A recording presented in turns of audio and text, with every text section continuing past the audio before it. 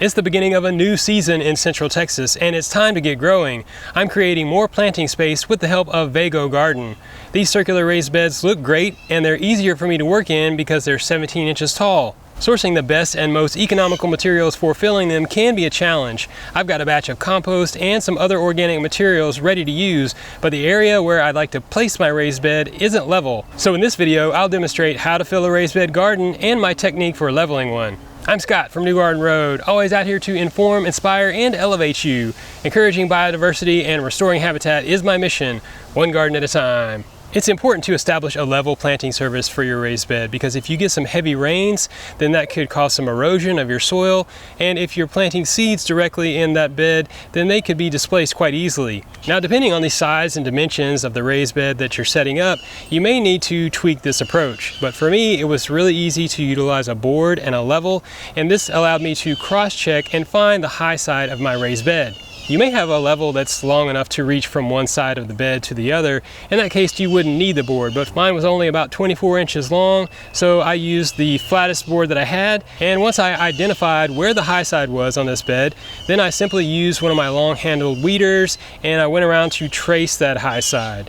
From there, I removed the bed frame, and then I started to dig out some of that soil. And essentially, I eyeballed it from that point. I just did the best job I could, and I moved the soil to the center of the bed because I was going to allocate it in with my mix.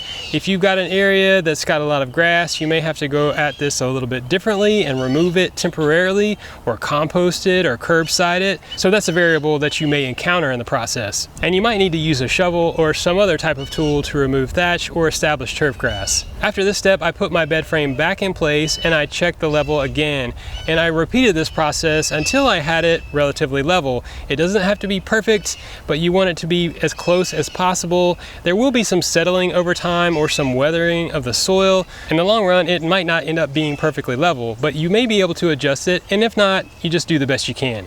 Many times you'll see folks using cardboard or weed barrier underneath their raised beds. Now, I didn't use either one of those, and the reason is because I just didn't have an established turf grass or weeds that I was worried about coming up through this raised bed. I will say that weed barrier is not something I'm going to recommend because unlike cardboard, it doesn't break down well, and weeds ultimately, if they want to come through weed barrier, they're going to, and at that point, you've kind of got a mess on your hands. But regardless, underneath a raised bed that's 17 inches tall, it's not likely that those weeds will come up all the way to the surface. It may be more likely that turf grass could come out from underneath the sides of the bed or come in otherwise and work its way up through that. So if you've got some of that growing in the area of your raised bed, you can use cardboard to create a buffer zone.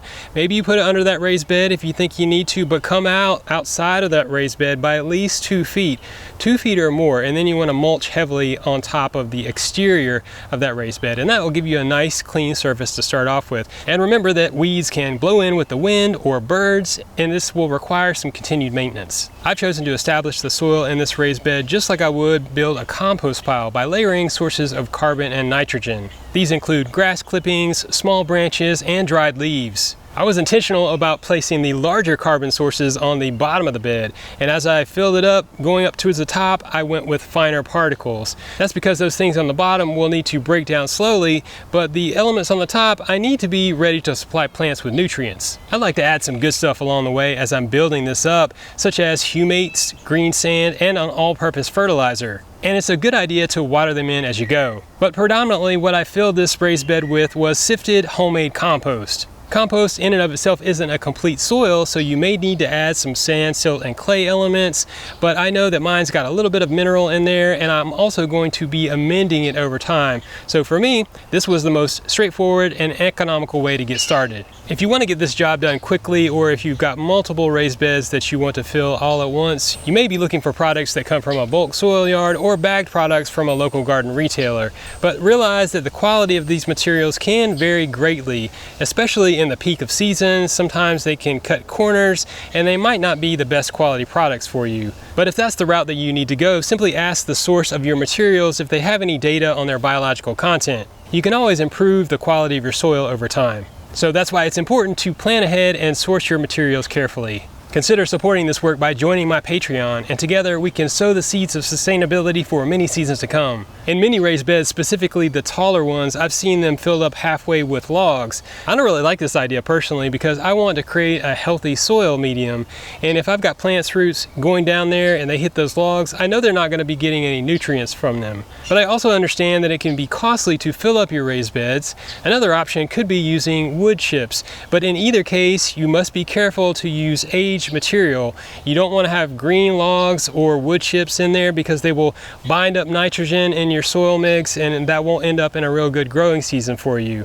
But wood chips are essentially big logs that have been shredded, and I think they're going to break down faster over time, and they may be a more reasonable option. If you're able to play more of a long game in filling your raised beds, then I think you're going to have some advantages because seasonally you can go by your neighborhood and pick up bags of leaves. Those can be combined with household kitchen scraps or compost that you produce throughout the season, and over time you'll be creating a really great soil blend, and it's likely to cost a lot less, probably only your time and sweat equity, than it would if you had to buy some bulk soil or bag products. And if you have a mushroom farm nearby, like I do, you might be able to use some spent mushroom block substrate. This is a great material to integrate into your garden seasonally as a top dressing, but it can also be used in building the soil. You simply step on them in the bag, break them up a little bit. You can also put them through a sifter. You can blend them in with your compost.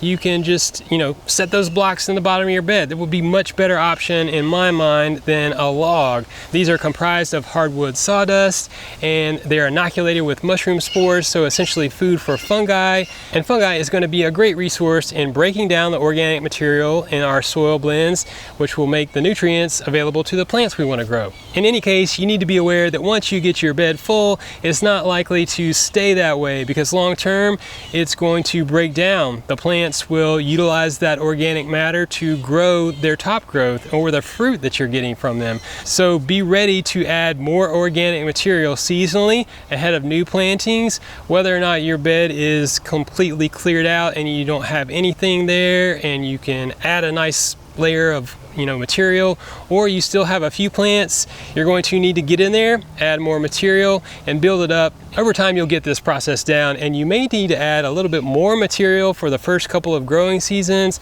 but eventually it will level out, and about 2 inches of organic material such as compost, leaf mold, or other organic materials would be a great amount of material to add ahead of your next planting season. I also want to throw in bokashi composting. This is a pre-compost that you can bury, you can put in the middle of your compost pile, and that's a great resource for getting some biological activity into the mix. Oh great, you're stalling. If you're able to put, in the long run at night, blah blah blah blah blah blah blah blah blah blah. Now check out more awesome gardening videos on my channel, like this video, and follow New Garden Road for weekly content. You can grow your own food. Keep it organic.